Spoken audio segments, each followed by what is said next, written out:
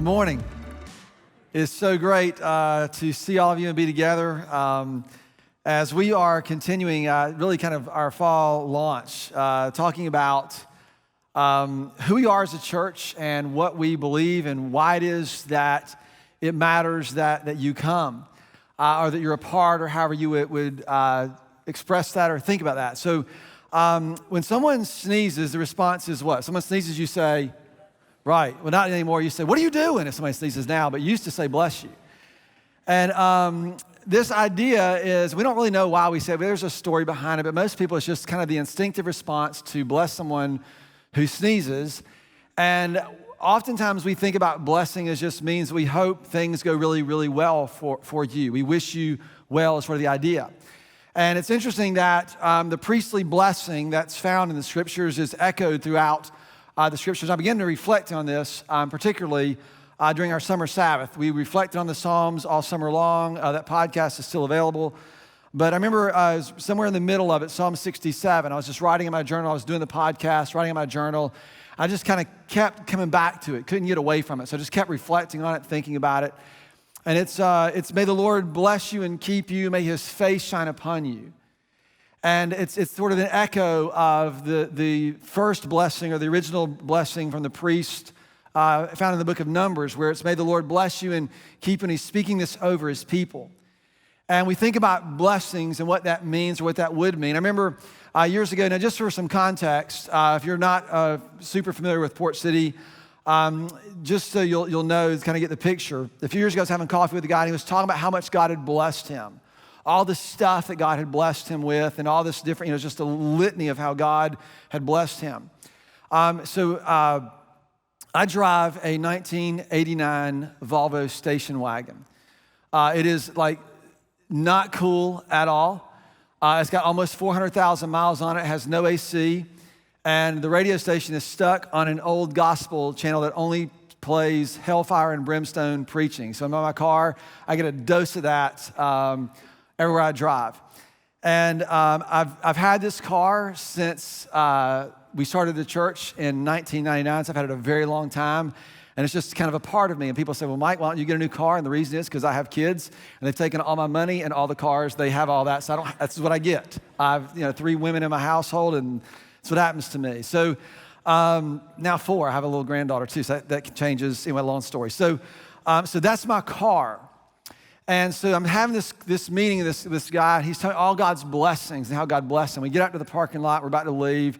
And he pulls up, and like my car's here and his car's there. And he looks at his car, and it's like this brand new black luxury SUV. He says, look at how much God loves me, how he's blessed me. I said, well, what do you suppose God thinks about me? And this is a lot of the way we approach this idea of blessing. Like, it's what has God done for me? Or what is God going to do for me? And then what does he want from me so that he'll bless me the way that I want him to bless me? And we end up sort of using God to do what we want him to do. And because we're American and we're efficient and we believe that we try to find hacks to do this. You can find a lot of cool stuff on TikTok. You can find out how to do almost anything on TikTok. How to peel a banana faster, how to tie your shoes faster. You can find all kinds of things. And what we're always looking for is some kind of hack to get what we want, to get the desired outcome as efficiently and as quickly and with as little cost or inconvenience as we possibly can. And so the reason this matters is because this is how you approach God and how you approach church, how you show up here. And I want us to think about this because what we think about why you're here and what you think about why you're here needs to at some point match. And we've talked about this over and over again. One of the things that's happened over 23 years is our church has changed a lot in a lot of different ways. Some of those changes have been harder than others. Some of them have been more critical than others. There's all kinds of things that have happened over 23 years. But what I've noticed and what we've noticed is something that's very, very important, where I'm really excited about some of the things that God has been doing in our church isn't just the things that we do, but it's who we are becoming. I've noticed this within a lot of our leaders, a lot of our staff, we were starting to become, I think, more closely aligned with God's heart and his intention for what he wants us to be. It's taken a ton of us to sort of discern and learn, and a ton from us to learn and discern and to get here, because there's a tendency when God has done enough, you go, okay, God, you've done some really cool things. Now let's just do this because everything works like it's supposed to. And for some of us, that's where we struggle, right? God has blessed us to a point, and now we're like, let's preserve those blessings. Let's hold on to those things. God, don't mess this up. And he keeps asking, he keeps inviting us. There's more of me. There's more of me. There's more of what I long for you. There's more life for you if we're willing to continue to follow and to trust and to become. And so the reason I bring this up is because who we are is really more important than almost anything else. And I'll tell you why in just a minute. But I remember years ago, we taught this a lot, but there's a famous quote from a guy named Peter Drucker, who's a business guru, and he said this. He said, "Culture eats strategy for breakfast." Because a lot of people, you try to create the plan, get the strategy, get the right strategic plan, execute the plan, then you'll get the outcomes that you want. And culture eats strategy for breakfast. Earl McManus, he's a pastor in California, he said, he defined culture this way, or culture is, it comes from the Latin word, or the Latin word they use, it's ethos. It's the kind of the air we breathe. It's what's sort of the water that we swim in. It's the ethos. And he defines it this way. He said, the culture or the ethos is spontaneous recurring patterns. It's the things that you do all the time without thinking about them. And this is true in any organization. It's true in your families, right? There's a culture in your home. There's a culture in your relationship. There's a culture in your workplace. There's a culture in whatever group that you are around. And there's spontaneous recurring patterns that happen. You didn't plan them. You don't strategize for them. It's just sort of the air that you breathe. When you come home, when people in your household, do they know if they have to take the temperature of mom or dad before they ask for something particular? It's not because you planned it or strategized. It's just the air that's in your home. It's the culture of your home. You have to be really careful or mindful. Everything that we do has spontaneous recurring patterns. It's the culture. And so our challenge as a church, as a people, is to understand that there is something that is shaping us and causing us, and it is who we are becoming. It is far more important than what we say we believe or what we actually believe or what we even do. It's who we are. Culture is what happens to people when they walk into here, they interact with us, what happens to them, what they feel, what they perceive. All those things are a part of culture. And so we have to understand, like, what is it that God is doing? If he's blessing us and wants to bless us, what is that for? What are we supposed to do with this? How are we supposed to receive this?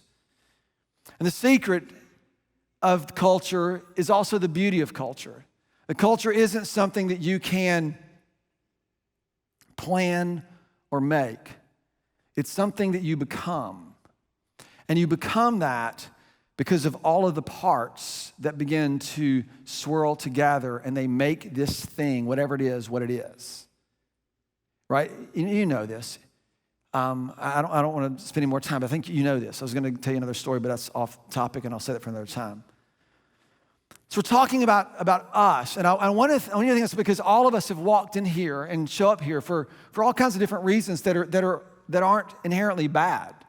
To come and to want to be helped or to look for a solution to a problem or someone to shoulder a burden, those are all really, really good and important things. But what you experience when you are here is what we're talking about. That's what I want for us to get to. And so we're talking about this idea of our mission and our reach. And last week we used this passage where Jesus looks out on the people and how he sees them, the spontaneous recurring patterns, this culture that Jesus longs for us to experience, that he longs to shape us into, that we become, and we develop the same kind of spontaneous recurring patterns that mimic or that imitate him. And so he sees the crowds, they're needy and they're looking to him, and here's what he says in Matthew chapter 9, verse 36. He says, when he saw the crowds, he had compassion upon them or on them, because they were harassed and they were helpless, like sheep without a shepherd. Some versions say they were bewildered and they were helpless, like sheep without a shepherd. And because we all know what sheep without a shepherd are like, right? Right? When's the last time you spent time with sheep? A couple weeks ago, a month ago? We have this idea that's sort of like spiritual or it's like archaic, but sheep without a shepherd are basically, he's describing people who are just left without anything that governs or protects, that just exposes themselves to whatever is out there. So think about, do you know anybody, like maybe that's you, right? That your heart and your soul are just exposed in ways to whatever whim or whatever appeals to you or whatever attracts your attention or whatever it is, you're just sort of out there. That's what he's talking about. And what Jesus is saying, that his heart is he has compassion on people who don't have any governing way to sort of bring them into a place of wholeness and of healing and aliveness and fullness. Otherwise, we're just chasing and wanting. Then he goes on, he says this. Jesus then said to his followers, after he makes this assessment, his default response to those kinds of people was compassion. So he looks at his disciples and he says, the harvest is plentiful, but the workers are few. So ask the Lord of the harvest to send out workers into his harvest field. And again, what a lot of us end up thinking is this is where you are called to go and convince the people who are wrong that they're wrong and then make them right. And we think that's what going out into the harvest field is like. And the reality is these metaphors that God uses, that Jesus uses, that God preserves for us throughout the scriptures are metaphors that are compelling us to think and consider things. Sheep without a shepherd, salt and light and yeast, leaven, all these things they're caused to jar us, to make us think. When he talks about this idea that the fields are white unto harvest, I've never seen a field that's white unto harvest, right? You have to think about it, consider it. It'd been normal back then in sort of an agricultural economy, but it's foreign to us. We have to think about it. And what does it mean? There's a skill required to do this. There's all kinds of things we're looking for. There's a shrewdness and a way in which we are to be. We don't just go out and it's not about convincing. There's a work for us to do, to get our hands dirty, to harvest, to do the work of this, to have compassion on people. All this has to be a sort of a formative work in us that causes us to become who we are. Our mission is very clear. We've talked about this last week. Our mission is to reach people and to help them walk with God. This isn't about running out with a sickle and just, whacking people off at the knees with biblical truths and convincing them we're right. It's about something more that we talked about this last week.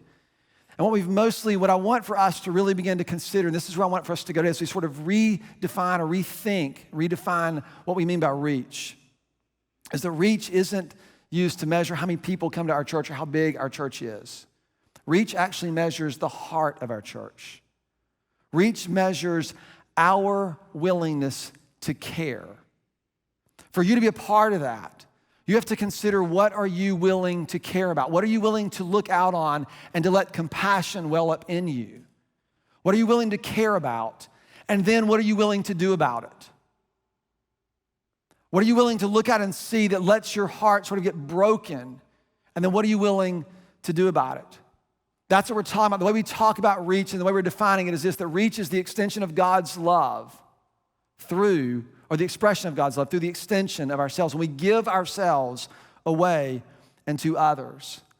And when you begin to think about this, it really comes this word I've had on sort of my journal list at the top of my kind of thinking for a while, because when I think about what does God want to do, his blessing for us, it's this idea of redemption. And this is a word that I think is sort of lost in our view of God and what he wants to do, because we sort of replace this idea of the gospel and salvation of being sort of the mechanism by which we get people into heaven after they die, rather than some kind of purpose and intention that God has intended for us. My view of the gospel begins in the beginning of the scriptures. It begins in the beginning. When God created all that we see, and in the pinnacle of creation, he formed human beings. And he called them. He called them good, and he called them into existence, and he gave them a very specific mission. He called them, I have made male and female as image bearers. We bear his image, and we are to contribute and to cooperate with him in ruling what he has created and contributing in actually creating culture. That we bring things into being as we live and move and exist. All the things that we do this. This is what God intended us and called us to do. And when sin broke that, God began the journey of redeeming it, of bringing it all back to what he had originally intended. And so when I think about our responsibility, what I am called to do, and then what I try to teach and frame what I think we are called to do, it's really, really actually quite simple. Number one is we bear his image, which means we are responsible for the integrity of his image. We are responsible for the integrity of his image. The way you and I live are to say something about the God that we believe in, the God whose image we have been made in. My integrity isn't based on a system of principles that work for the American life. They're based on the very character and the very heart of God. There are a lot of principles that have served me really well over my life. There are a lot of principles that are beginning to cost me more and more and more as I try to align myself more fully with what God wants for me to be. The things that I care about, the things that I'm learning to care about. And these are hard things. To look and to have compassion on people that it's very easy to make your enemy. To look and to have compassion on people that's very easy to ignore and to overlook and to pretend like they don't live right around the corner from us or in our own backyard. To have our hearts broken for those things so we see things a little bit differently, and then to say this is the kind of person that we want to become, the people we want to become, because that's the kind of God that has created us and called us as his own. And so the second one is then how we operate in the world, the effect or the impact of what we do in the world. And this is our influence. And rather than using our influence to build a platform or to build some other thing, we say, you know what, we want to leverage our influence. What our job is to bear the integrity of his image and to bring the influence of God's love in everything that you and I do. That's it. This is God is working to redeem all things, and he is building a redemptive community to do it. One of the things we talk about around here is us being a family. And one of the things that we're learning, we're trying to grow in, is that what we believe is that if you're a family of origin, the family that you were born into can inflict great harm on your life, then perhaps the redemptive family, God's redemptive family, could bring deep healing. But what if that could be true of what God is doing in us? So he blesses us. He makes his face shine on us. What that means is the idea of making his face shine on you is like, remember when you were like a little kid playing soccer? Or you had little kids playing soccer? And my little kids were playing soccer. It was crazy, man. My kids didn't want, my youngest especially, she didn't want to get on the field without me, so they allowed 2 coaches on the field. So I had to go on the field, and she would just hold my leg. So I would just use her and kick the ball with her on my leg and do this. Or I'd pick her up, swing her around, let her feet, because she was just so afraid. But eventually she got, and I remember one time she was out there, and she kicked the ball. And it was a big deal when you're playing like little bitty soccer, because it's like amoeba ball. They just follow each other around. And she kicked the ball, and it didn't just roll. It came off the ground. She kicked it in the wrong direction. But it came off the ground. She kicked it hard. It came off the ground. You know what she did? She didn't chase it. She turned to the sideline. And she's like, Dad, did you see that? And my face was shining on her, right? That's the picture. It's this sense of approval and pleasure of the one who cares for you, seeing you and saying, yep, that's what I'm talking about. Like, that's my kid. Like, that's the picture. So it's that his face shines upon us. So here's how this reads. This is in Psalm chapter 67. Starting in verse 1, we read the whole thing. It's 7 verses. And this is a song, it's a poem, so it's written with some repetition. But it says, may God be gracious to us and bless us. And I think all of us want that. All of us long for that. So what does he say? May the Lord bless us and be gracious to us. Why? So that what? So that your ways may be known on the earth and your salvation among the nations. If you go back to the beginning, when God blessed Abraham, he says, Abraham, I'm going to bless you. And through you, all the nations of the world will be blessed. And he just echoes this again, that God blesses you and he blesses me, not so we can build bigger, cooler stuff, but so that through our lives, we then, God through us, blesses others. Our blessing is for the sake of other people, so that they will know the good news, the message of his salvation, what he does for us. I've mentioned this over and over again, but part of the idea of salvation is that God comes to save us. Jesus came to save us from our sin. And what a lot of us end up thinking, and there's a lot of, I don't want to get too deep in this, because all I can do today, the challenge of today's message is I'm not going to be able to bring this to any sort of closure today. All I'm going to do is take 3 cans and shake them up and then pop them open. So when we're done today, all you're going to have is just fizzy mess all over you, okay? That's fair enough? That's what I'm going to do today. And you'll have to come back next week so we can start cleaning it all up. But when we think about God forgiving us, what a lot of us think it's like God has some kind of whiteboard. And so he saves us from our sin, and so he forgives us. It means we mess up the whiteboard, he erases it off, and now we're clean. And now that we're clean, we promise never to do it again, right? And then what happens? You do it again, and you begin to wonder, how many times is God going to be tired of wiping your sin off of the whiteboard? When are you going to have finally exhausted his willingness to do that?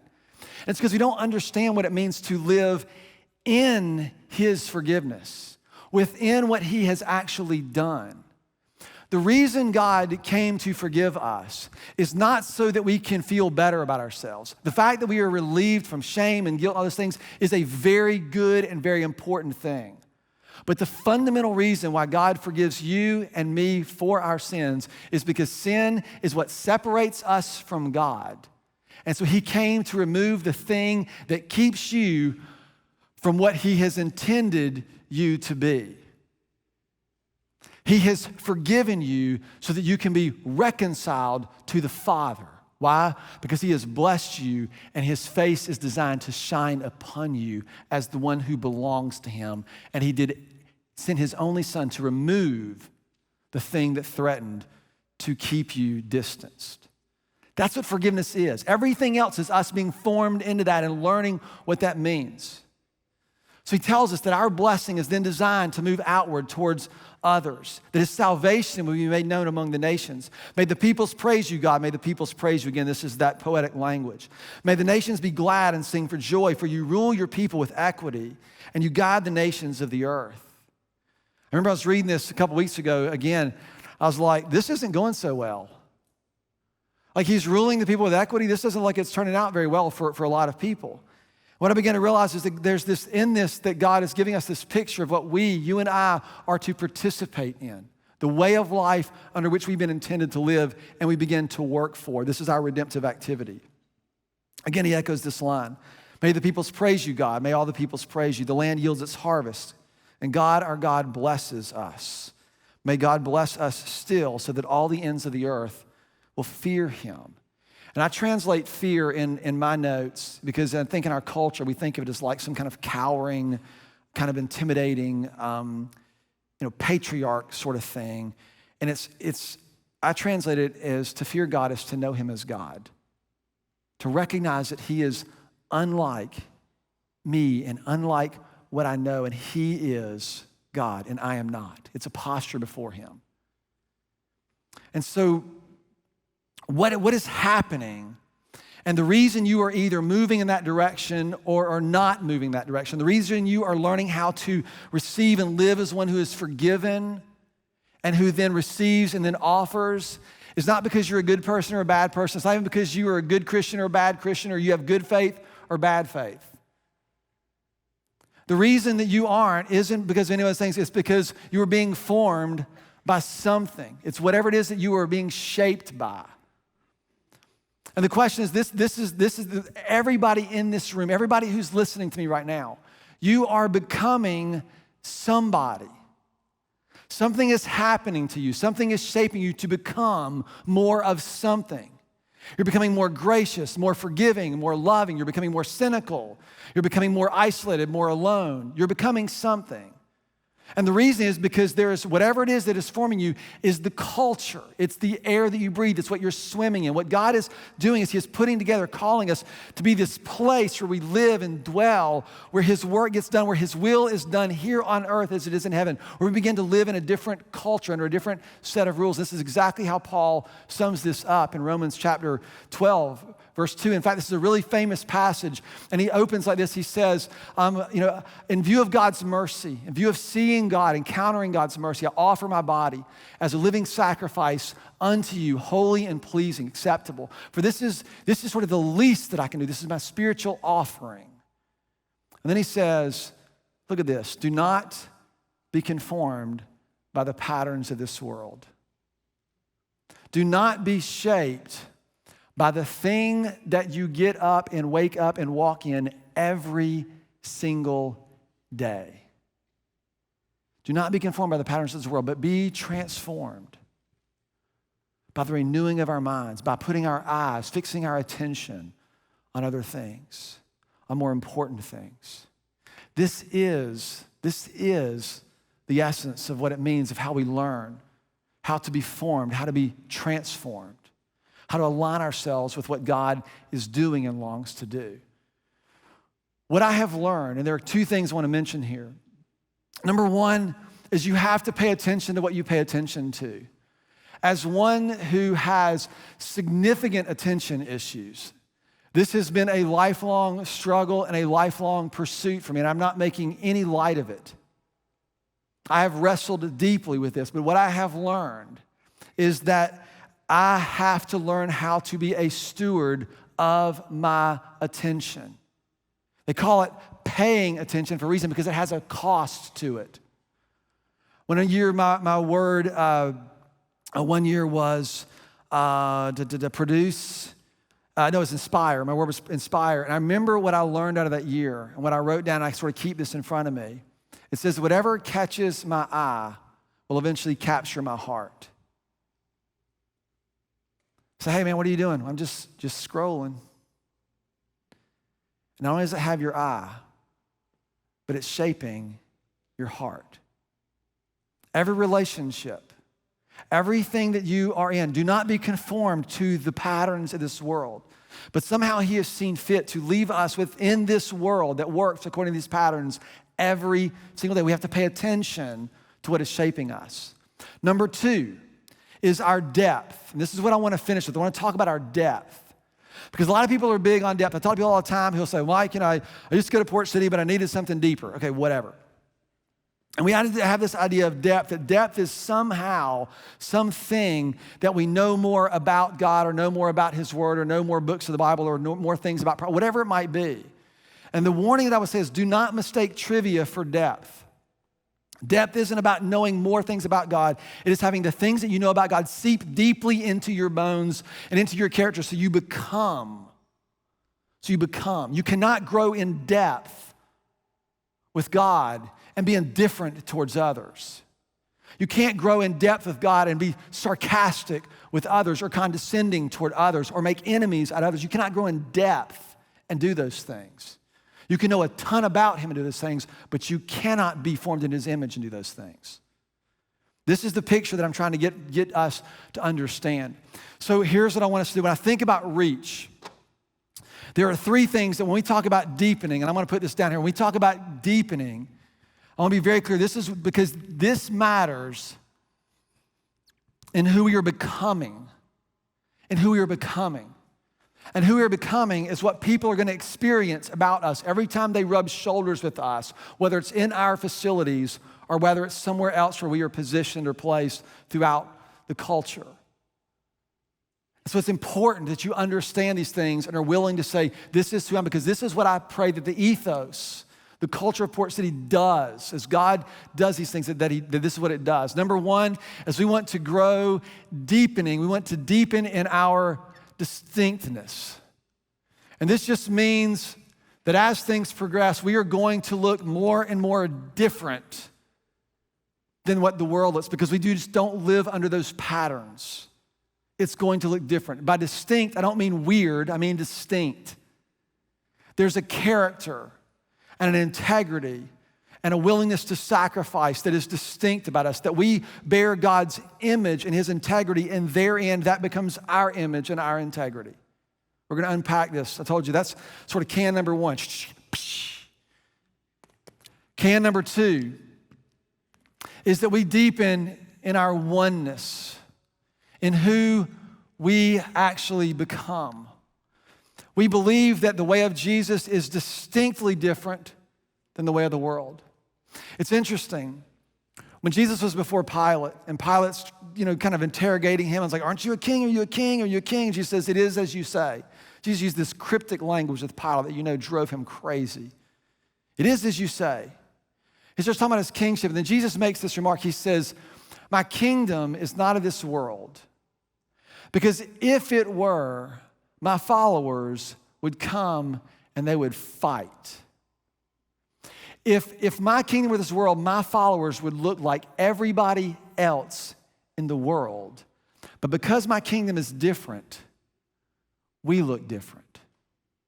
How many times do we get sucked into using all the patterns of the world to sort of exercise or get God's way? We have to be convinced that the way of Jesus is different.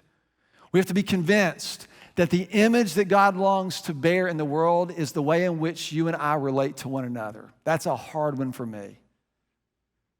That the way you and I relate to one another is how God's image is going to get born. We want to deepen in that.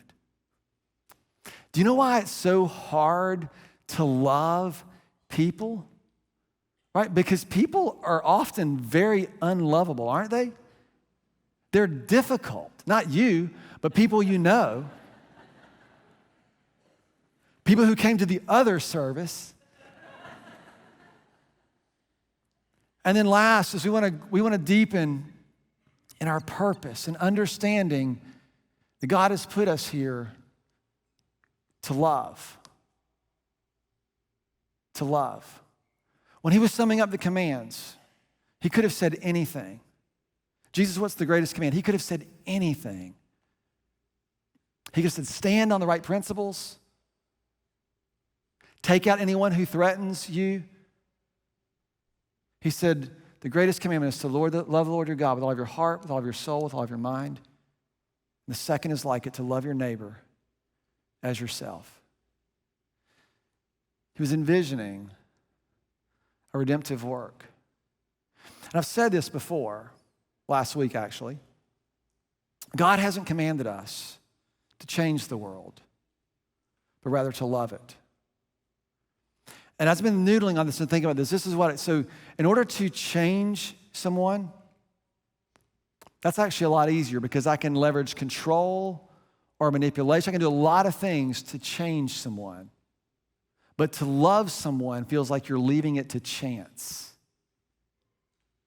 And what I've been thinking about is what God is asking us is, do we trust his love enough to do what his love actually does? Love isn't about making a way for us to be nice to each other. It's a force.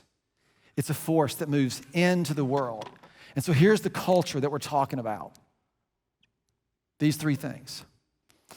In order for us to deepen our distinctness, it means that we live as those who are loved by the Father and we live under his care. We become a culture in which we care and we care deeply.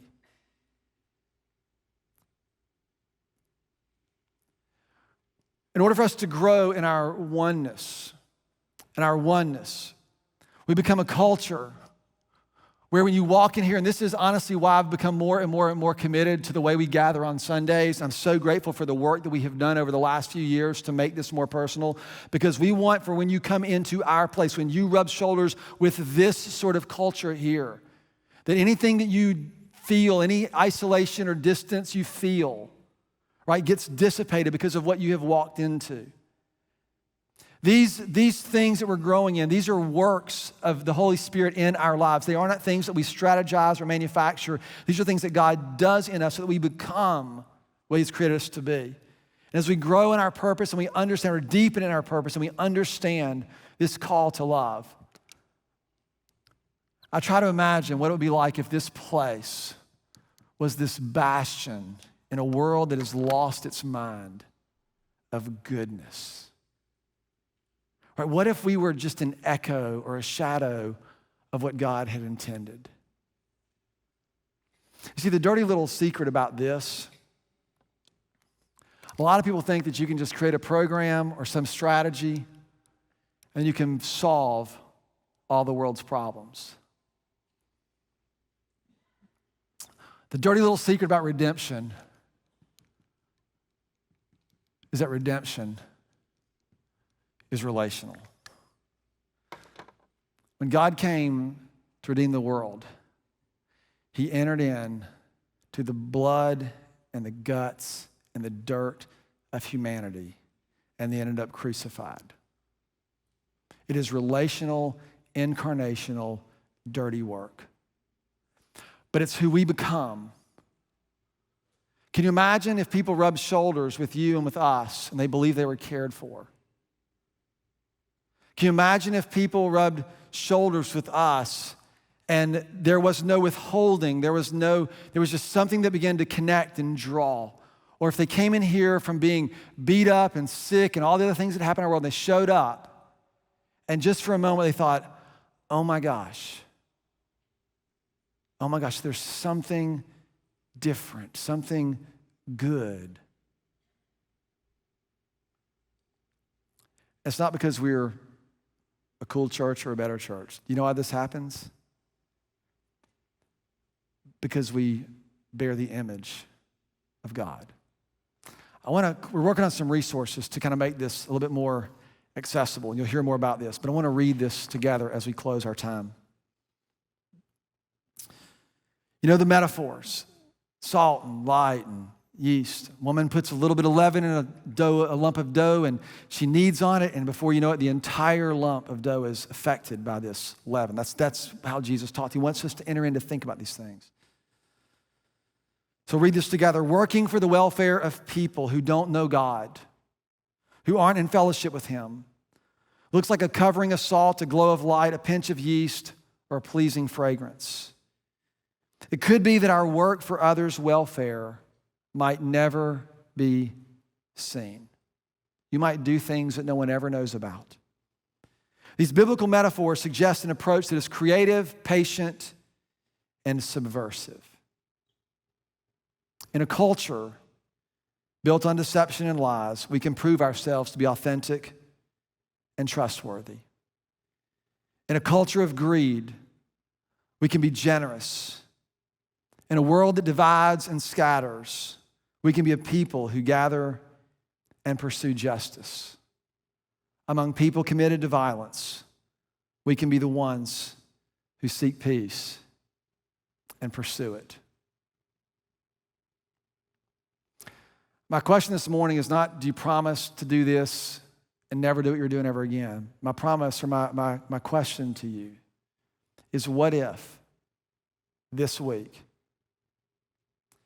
you experience just a little bit more of his fullness and a little bit more consistently? What might that do in shaping your life? What if you experienced him, like if you fix your eyes on him and you're just a little bit more fully and a little bit more consistently, how different might things be for you? And if they were different for you, how might they be different for us? And if it was different for us, what could it be like if we really became, right, this place that held the integrity of God's image and the influence of his love? I'm going to send it back over to Don and Chad and Newbern and Alita. I'm going to invite Clay to come up here.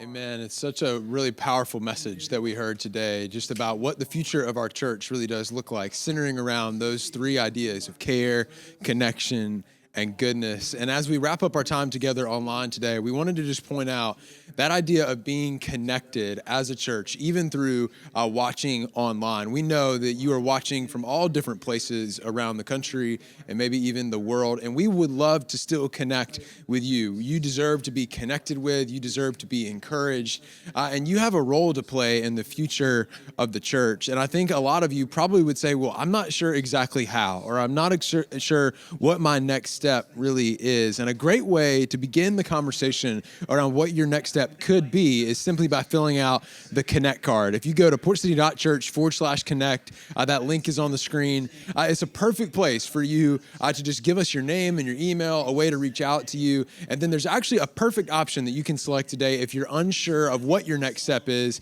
There's an option just for that. And then one of our Connect team members will reach out to you, get to know you a little bit, and you begin to kind of ideate what could your next step be here at the church. We also want you to know that wherever you're watching from, we support you. Wherever you are in life, whatever you're walking through, whatever you're carrying right now in your circumstances and in this season of your life, we do care for you. And we want to be there for you every step of the way. So if you need care or you need support, we would really, really encourage you to fill out that Connect card today and allow one of our team members to reach out to you. We love you. We are for you. Thank you again for joining us online today. It has been such a privilege to come into your home, maybe in your car, or maybe just your AirPods at a coffee shop right now. We're for you, and we'll see you right here next Sunday.